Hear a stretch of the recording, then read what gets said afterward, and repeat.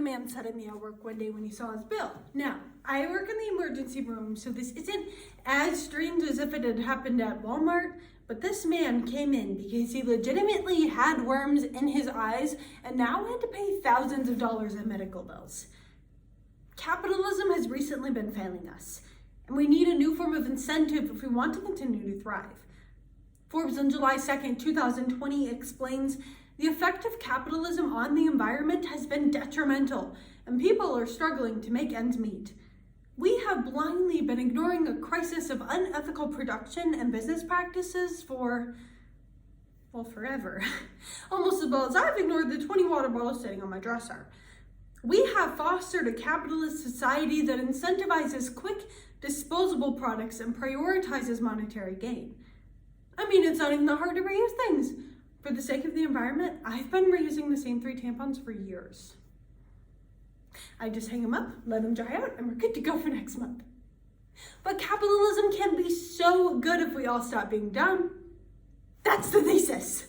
So today, we'll take the worms out of our eyes so we can see the causes to the downfall of capitalism. Then we'll examine some effects until we finally reach some solutions.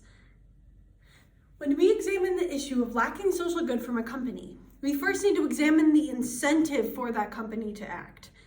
Incentive is survival. For us, it's food, water, and shelter. For my cat, it's Big Macs. And for companies, it's money.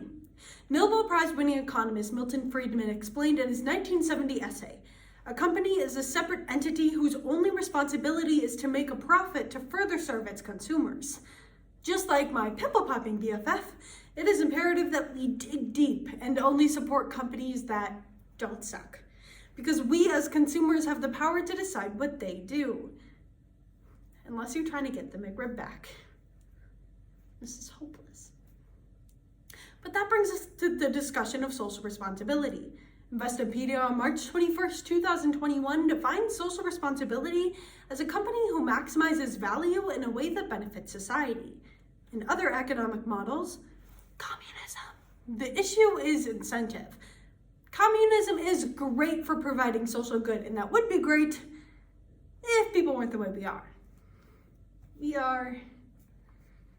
suck. Kevin. Emerson Westacott on January 21st, 2021 defines psychological egoism as our actions being motivated by self-interest. Self-preservation is key to ensuring the comfort and the success of those around us. I make sure my besties have a torch on the first night of Minecraft because I know if they die, probably will too. Definitely the weakest link in the game.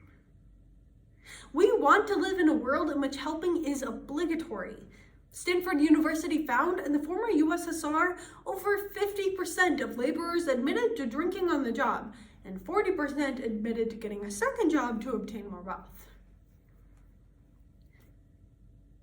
At my job, if 50% of us were drunker than Chad from Kappa Gamma White Claw, we would have a public health crisis on our hands. That's not good. But between the few of us, we could start our own commune. People deserve an economy that serves them. The Good Economy in 2016 defines a people-serving economy as following 4 basic guidelines. Creates good jobs, creates opportunities to grow personal wealth, provides equal access to public health opportunities, and its level of social cohesion provides incentive for growth. Yeah, the bare minimum.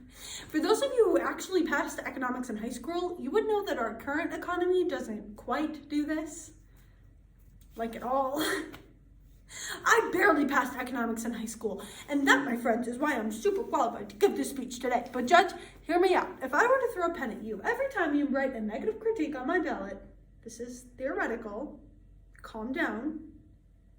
But if I were to do that, I would break my computer. But if the pen could magically fly through the screen, you would eventually stop writing those negative, totally unjustified, stupid comments on my ballot.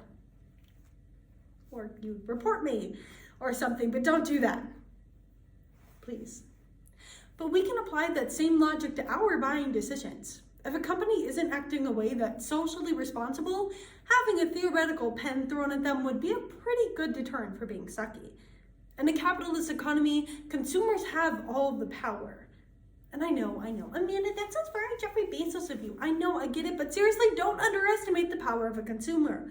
Claire Carley on July 2nd, 2021 writes just how much power we as consumers actually have. In 2020, J.D. Wetherspoon's pub revealed that they wouldn't be paying employees until they received government support. Consumers nationwide, outraged, refused to support the pub until this changed, and now they pay their employees weekly. Crazy, right? Our economy can be described the same way my 8th grade math teacher described me. There's room to grow, which really just means it's only up from here. We need to reform how we utilize capitalism in our modern society. Circular economics is an up-and-coming revolutionary adaptation to capitalism. Currently, we rely on a take, make, waste linear approach. Last year, I bought this little toy sloth from Target. I named him Timmy. And Timmy sat on my shelf for about a year and a half before I realized that he was dumb, stupid, and ugly, and now Timmy's new home is in the garbage dump. But by implementing a more circular approach, which is regenerative by design, just like a lizard's tail, we promote social good and economic prosperity. Circular economics is the intersection of social good and economic prosperity. The OSHA defines this economic model as replacing end of life with restoration in a company's production model.